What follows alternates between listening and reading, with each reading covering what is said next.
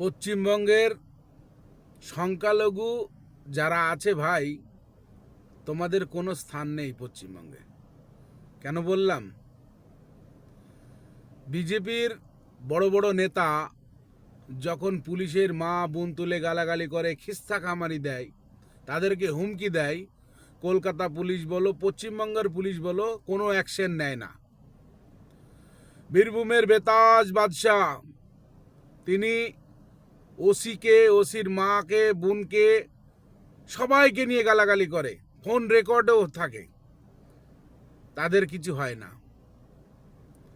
কিন্তু যারা অকাপ বিল নিয়ে, এনআরসি নিয়ে, ওবিসি নিয়ে রাস্তায় শান্তিমূলকভাবে র্যালি করছেন, আন্দোলন করছেন, তাদেরকে ঘুষি মেরে, লাথি মেরে, চটি মেরে, জামার কলার ধরে টেনে হিচড়ে গাড়িতে তুলে নিয়ে গিয়ে রাত কাটানো হয় হাজতে। এটাই আমাদের পশ্চিমবঙ্গ। আমরা কাদের ভোট দিয়ে নিয়ে এসেছিলাম? আমরা কাদের ভোট দিচ্ছি এতদিন ধরে? কাদেরকে ক্ষমতায় রেখেছি?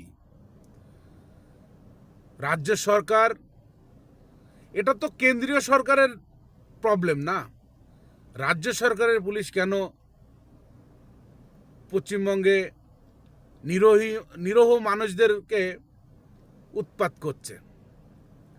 যারা রাজনৈতিক দলের সঙ্গে কোনো যুক্ত নয়, তারা শুধু আন্দোলন করতে গিয়েছিল।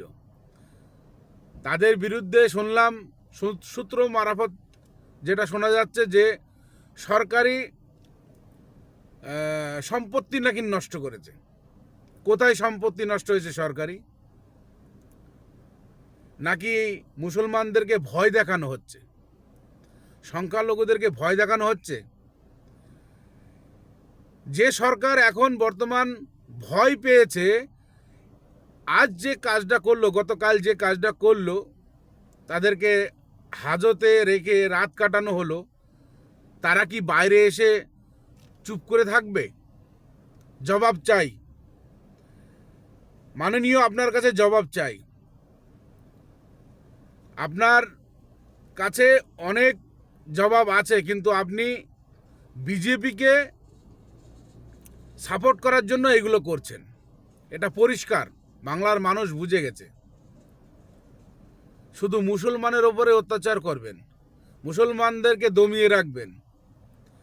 আরও তো হাজার হাজার নেতা নেতৃত্ব আছে যারা গালাগালি